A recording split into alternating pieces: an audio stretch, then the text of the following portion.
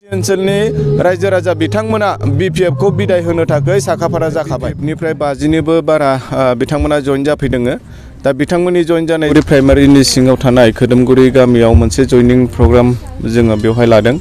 बेवहाय गोबां BPF नि माखासे सोद्रोमा बिथांमोना जोंनि UPPL दोलोनि नीति आरो आदर्शखौ मोजां मोननानै दिनै बिथांमोना जोंनि दोलोआव जइन जाफैबाय। आरो बेजों लोगोसे गोबां बेबायदि रायजो राजा बिथांमोनाबो बे प्रग्रामाव बाहागो लादों। दा जोबोद गोजोननाय मोनदों जे दिनै रायजो राजा बिथांमोना सोलायनायखौ हास्थायनानै स्पेशली जोंनि 28 नं गसाइगाव समष्टियाव सोलायनायखौ हास्थायनानै दिनै बेबायदि रायजो राजा बिथांमोना लोब लोब फैनानै जोंनि बे UPPL दोलोआव जइन जाफैदों। दा बेजों बियो रोखा जे फैबाय थानाय जे बिधान सभानि बिसायख'थि बेवहाय जोङो 28 नं गसाइगाव समष्टियाव जोंनि जे बेव जथायै होजानाय बिजाथि जोङो इजिलि जोङो देरहासार जाफुंनो हाबाय। BPF निफ्राय 50निबो बारा बिथांमोना जइन जाफैदों। दा बिथांमोननि जइन जानायजोंनो लोगोसे जोंनि दावलिगुरि प्राइमारिया आरोबाव गोख्रोंसिन जाबावसिगोन।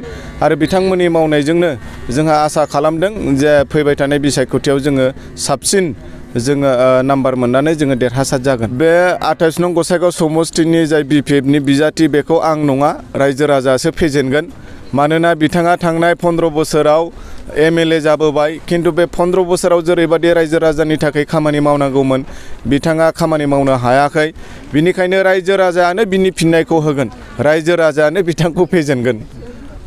UPPL दोलो हिसाबै बेसेबां मासि मोननानै देरहासार जानो हागोन बिटिआरआव? फैबाय थानाय बिसायख'थिनि थाखाय जों जे बियाबफ्राव जोङो बिजाथि होदों। जोंहा फोथायनाय दङ जिहेतु जोङो बे खेबाव जोङो हारसिङै नङा, जोंजों लोगोसे BJP, AGP आरो GSP दङ। जोङो मोनब्रै पार्टी जथायै जोङो बे बिसायख'थियाव बाहागो लादों। जोंहा मोनफ्रोमबो बियाबाव जोङो देरहागोन, बे जोंनि थाखाय बेबाराव रोखा जानानै फैबाय। मानोना BPFआ थांनाय 15 बोसोराव बे 12था समष्टिफ्राव बिथांमोना कब्जा खालामनानै दोनदोंमोन, किन्तु रायजो राजानि जानानै बिथांमोना खुनु मोनसे मोजां खामानिखौ मावनो हायाखै। जायनि थाखाय दिनै बे 12था बियाबाव जोंनि बे BTC ओनसोलनि रायजो राजा बिथांमोना BPF खौ बिदाय होनो थाखाय साखाफारा जाखाबाय।